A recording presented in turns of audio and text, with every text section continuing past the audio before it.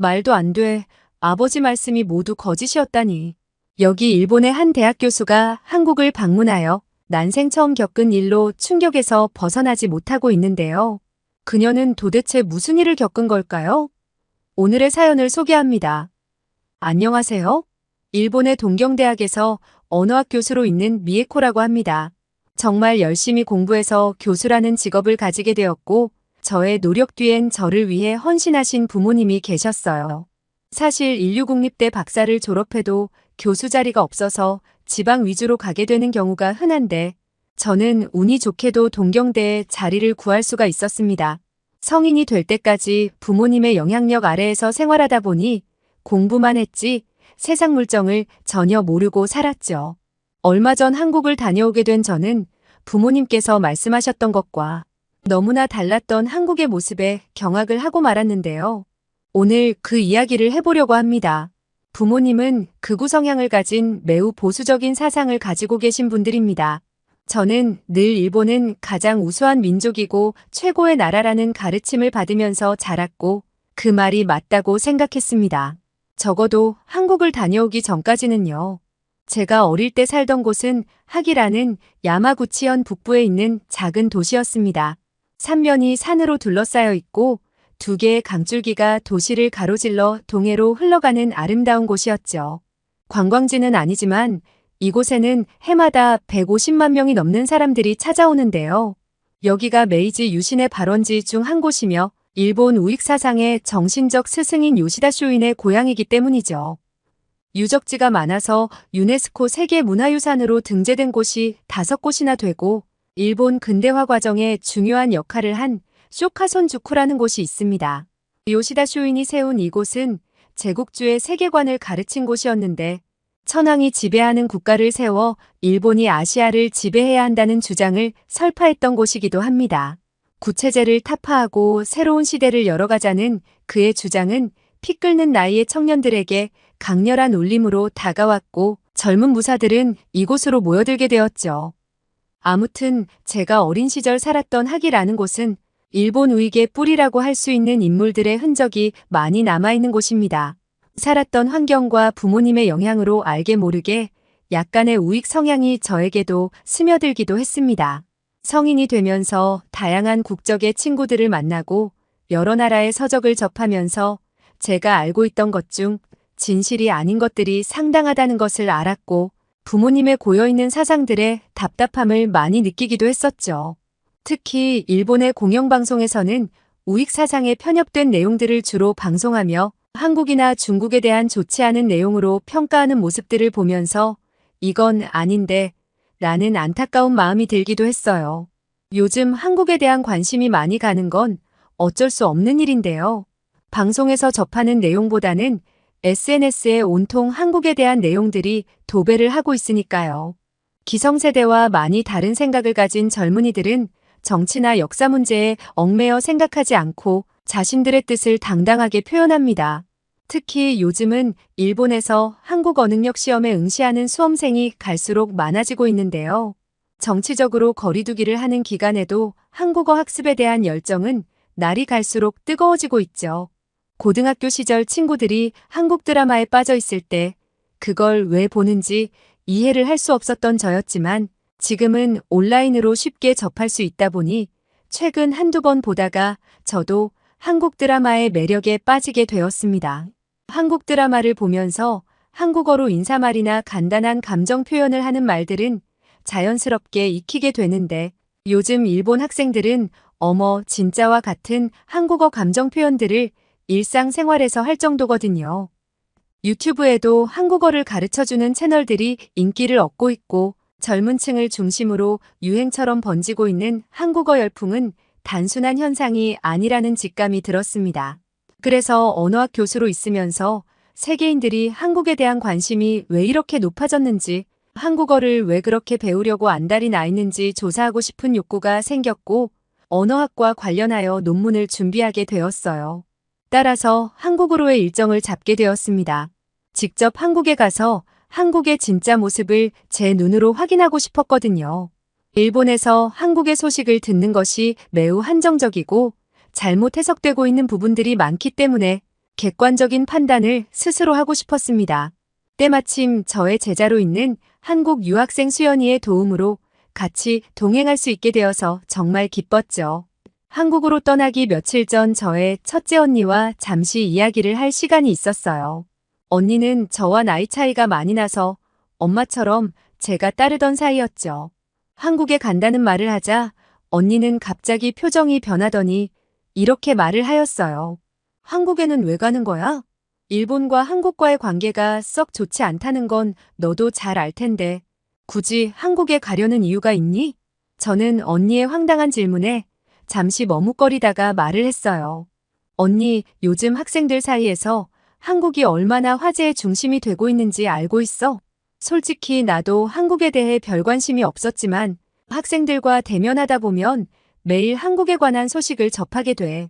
K-팝, K-드라마, 한국어, 한국 음식 등 너무 많은 정보들을 접하게 된다고.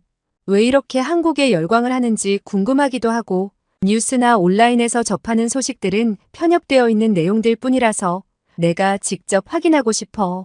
학생들에게 들어보면 한국에 대한 관심은 단지 아시아뿐만 아니라 세계 각국에 퍼지고 있는 상황이라고 했어.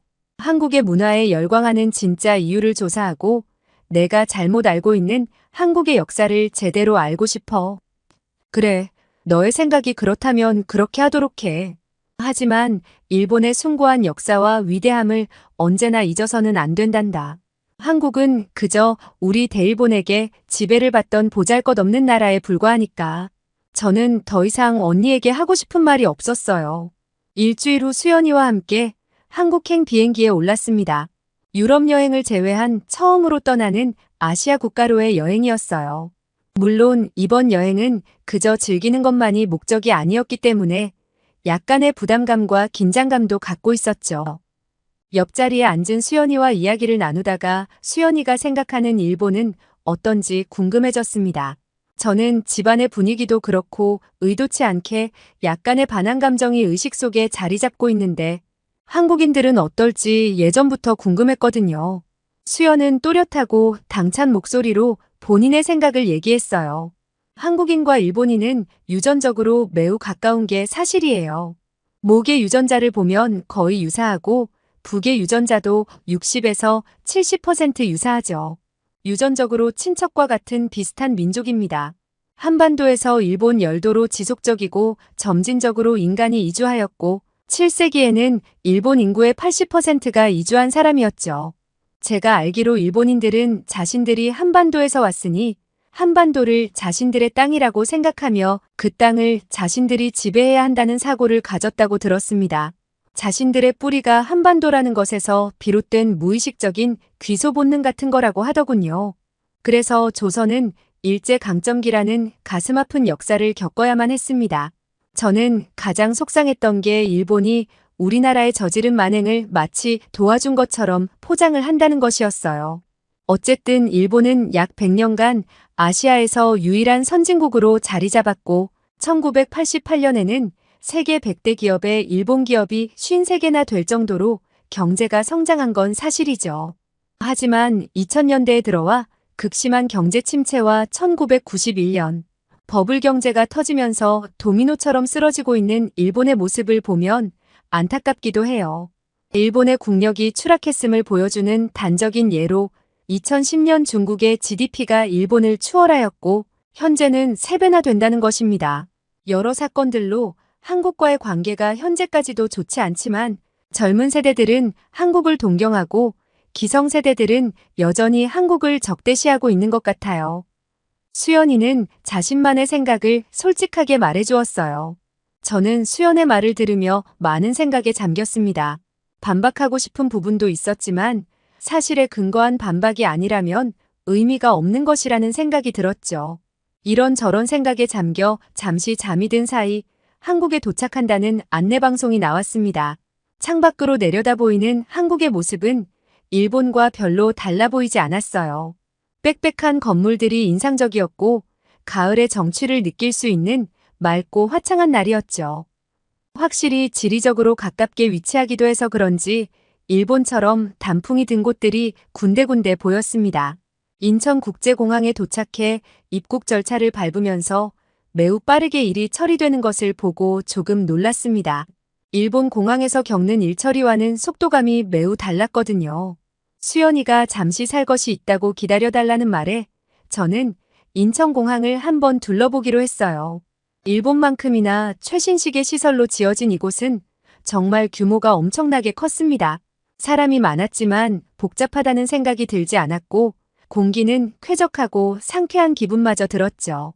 인천국제공항에 대한 리뷰에는 전 세계 어느 공항에 가도 여기만큼 좋은 곳은 못 봤다는 글도 있었고 편의시설과 접근성, 직관성이 다른 나라의 공항보다 정말 좋다는 의견이 많았어요. 부모님의 말대로라면 한국에는 이런 시설이 없는 게 맞는 건데 제가 직접 본 한국의 모습은 뒤통수를 맞은 것 같은 충격 그 자체였습니다. 우리는 공항 무료 순환버스를 타고 호텔로 향했습니다.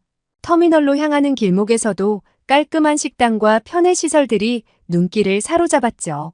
호텔에 짐을 풀고 수연이와 저녁 식사를 하러 근처 삼겹살집으로 향했습니다. 고기를 좋아하는 편은 아니지만 수연이가 한국에 왔으면 삼겹살을 꼭 드셔야 하는 메뉴라며 적극 추천을 하였거든요. 가게 앞에는 이미 긴 줄이 늘어서 있었어요. 저는 놀라운 광경에 수연이에게 물었죠. 이렇게 줄을 서서 기다리는 사람이 많아? 수연이는 웃으며 대답했습니다. 네, 이 집은 특히 유명해서요. 기다릴 만한 가치가 있어요. 맛을 보면 수긍하실 거예요. 식당에는 퇴근하고 식사를 하는 회사원으로 보이는 사람들이 335 모여 이야기를 나누며 술도 마시고 있었습니다. 식당의 분위기는 시끄러운 편이었으나 이상하게 듣기 싫은 소리가 아닌 식당에 잘 융화되는 소리들이었습니다. 일본의 식당과는 사뭇 다른 분위기에 조금 낯설기도 하였어요. 일본은 기본적으로 혼자서 밥을 먹거나 술을 먹는 문화가 형성되어 있어서 조용한 편이긴 합니다. 모르는 사람과 합석을 하기도 하고 카운터에서 혼밥과 혼술을 하기도 하죠. 워낙 혼자 오는 사람이 많으니 혼자 식당에 들어가도 전혀 이상하게 생각하는 사람은 없어요. 제가 처음 마주한 한국의 식사 문화는 공동체의 에너지가 넘치는 그런 분위기였습니다. 어쨌든 꽤 놀라웠고 재미있는 경험이었어요. 자리에 앉자 물과 함께 여러 가지 반찬을 가져다 주셨어요. 계란찜을 주셨는데 뚝배기에 봉긋 올라와 있는 모습이 신기했습니다. 그 외에도 오이와 물을 간장에 절인 장아찌와 백김치, 신선한 상추와 깻잎, 마늘, 고추, 된장 등이 세팅되었어요. 식탁에 불판이 설치되어 있었고 주문한 삼겹살을 불판에 올려 굽는 것이었어요. 직원이 가져온 생삼겹살은 선명한 붉은빛과 하얀 지방층이 균형감 있게 섞여 있었고 수연이는 능숙한 손놀림으로 고기를 철판에 올렸습니다. 지글지글 소리와 함께 고소한 향이 퍼져나가자 감탄사가 절로 나왔죠. 와, 육질과 맛이 정말 좋구나. 일본에서 먹던 돼지고기와는 너무 다른걸? 한국의 돼지고기가 맛있는 이유 중 하나는 사료와 사육 방식이에요. 특히 국내산 돼지는 품질 관리가 엄격하고 육질이 부드러워요. 고기가 구워지자 수연이는 가위로 고기를 잘라 저에게 건네주었어요. 이렇게 상추에 고기를 올리고 마늘과 쌈장을 넣어서 드세요. 저는 수연이가 알려준 대로 쌈을 만들어 한 입에 넣었습니다. 순간 눈이 동그래진 저를 보고 수연이는 웃음이 터져버렸죠. 상추쌈을 싸서 먹어보라는 말에 저는 상추는 구워 먹는 게 아니냐고 했어요. 일본에서는 고기를 먹을 때 같이 나오는 야채를 구워서 먹거든요. 배춧잎이나 그 비슷한 채소를 들깨 장아찌나 매실 장아찌를 넣고 밥을 말아 김초밥처럼 먹긴 해도 이렇게 동그랗게 쌈을 싸서 먹는 건 처음이었어요. 첫 번째 문화 충격을 겪었지만 수연이처럼 상추에 고기를 싸서 쌈장과 고추, 마늘을 넣고 쌈을 싸서 먹었어요. 이때까지 제가 먹었던 돼지고기의 맛은 기억이 안 날 정도로 맛있더라고요. 돼지고기의 특유의 냄새가 전혀 안 났고 육질이 부드러웠고 고소하고 기름진 맛이 느껴졌어요.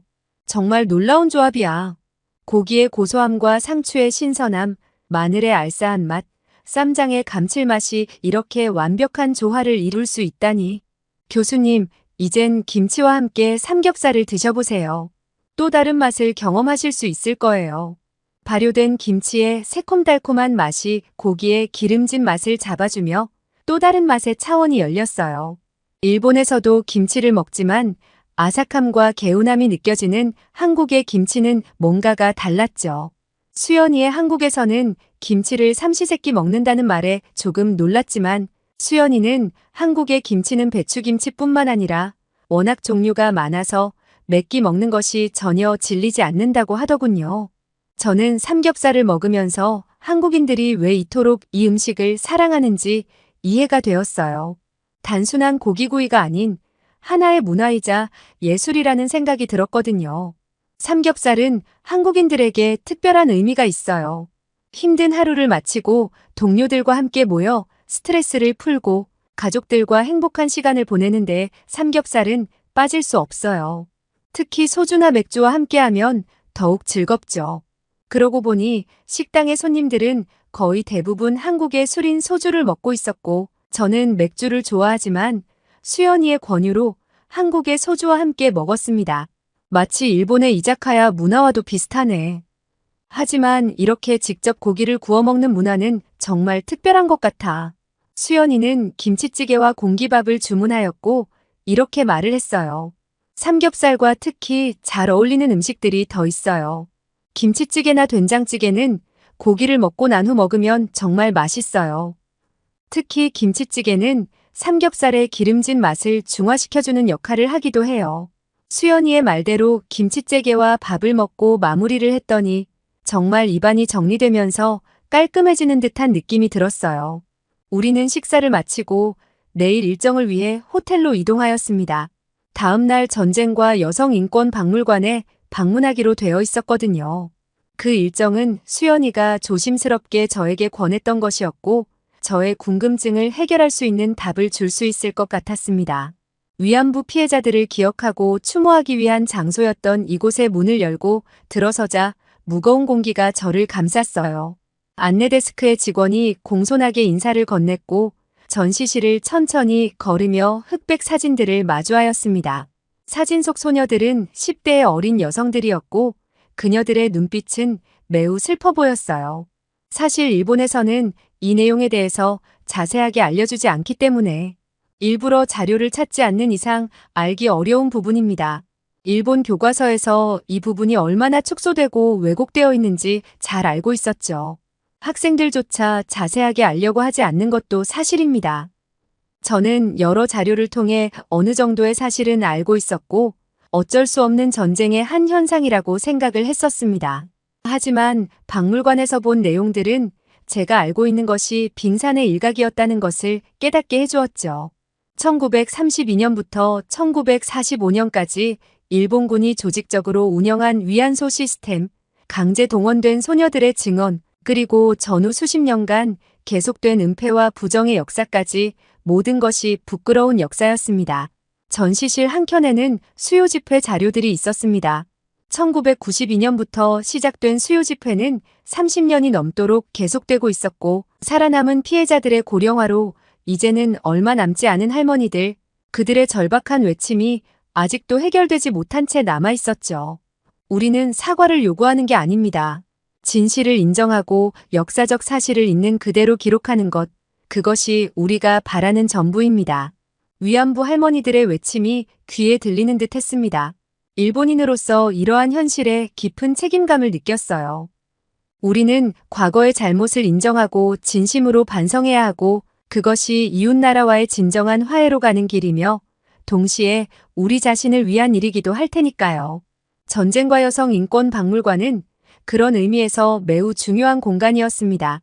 이곳은 단순히 과거의 아픔을 전시하는 곳이 아니라 평화와 인권의 소중함을 일깨우는 교육의 장이었고 앞으로도 더 많은 일본인들이 이곳을 방문하고 진실을 마주하기를 바랍니다.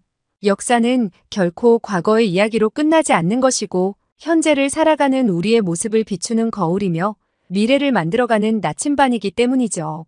저는 이번에 한국의 문화를 배우고 탐구하기 위해 방문을 하였지만 더 값진 역사의 진실을 알고 반성하게 된 계기가 되었습니다. 아픈 역사와 힘든 과거를 겪고도 이렇게 성장한 한국을 보면서 경외의 눈으로 바라보게 되었습니다. 오늘 동경대학교의 교수님으로 계시는 미에코 씨의 사연 어떻게 들으셨나요? 이런 올바른 사고를 가진 일본인들이 많아야 될 텐데 그동안의 일본의 처사를 보면 답답한 마음이 듭니다. 오늘도 끝까지 들어주셔서 감사드리고 구독과 좋아요 부탁드립니다. 이상 미연이의 공감 튜브였습니다.